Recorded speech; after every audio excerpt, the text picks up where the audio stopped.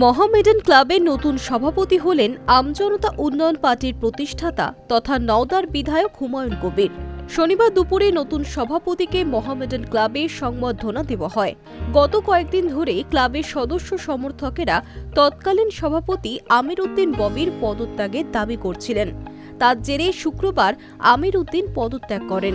তার বদলে ক্লাবের নতুন সভাপতি হিসেবে দায়িত্ব দেওয়া হয়েছে হুমায়ুনকে। মোহামেডান ক্লাব সূত্রে খবর, ক্লাবের বাকি যে কমিটিগুলি রয়েছে সেগুলি আগের মতোই থাকছে, শুধু সভাপতি বদল হয়েছে।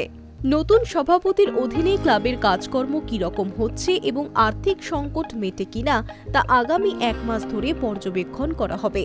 তারপর পরবর্তী পদক্ষেপ করা হবে। গত কয়েক বছর ধরেই আর্থিক সমস্যায় ভুগছিল মোহামেডান ক্লাব। তার জেরে আমির উদ্দিনকে বর্তমান কমিটি থেকে সরে যাওয়ার দাবি বারবার উঠেছিল মোহামেডানের সদস্য ও সমর্থকদের তরফ থেকে। বিধানসভা ভোটে বিজেপি জেতার পর যখন নতুন সরকার গঠন হয়, এই দাবি আরও জোরালো হয়ে ওঠে। এর আগে ক্লাব আর্থিক সাহায্যের জন্য রাজ্যের 2 বিধায়ক আইএসএফ এর নওশাদ সিদ্দিকী এবং হুমায়ুনের কাছে দ্বারস্থ হয়। 2 বিধায়ককে চিঠি পাঠিয়ে নতুন স্পন্সর খুঁজে আনার ব্যাপারেও সাহায্য চায় তারা। মোহামেডানের মাথায় এখন 13 কোটি টাকা দেনা, পাশাপাশি পরের মরশুমে দল করার অর্থও দরকার।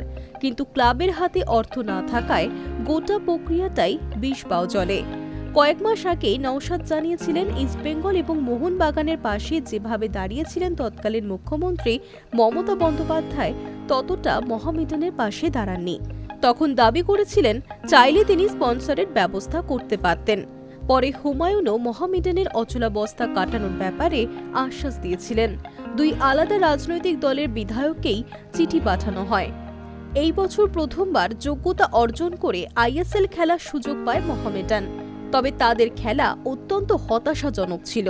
ট্রান্সফার ব্যান এবং ঠিক করে দল গড়তে না পেরে এবার আইএসএল থেকে অবনমন হতে হয়েছে মোহামেডানকে। পয়েন্টের তালিকায় সবার নিচেই ছিল তারা। Hi news network.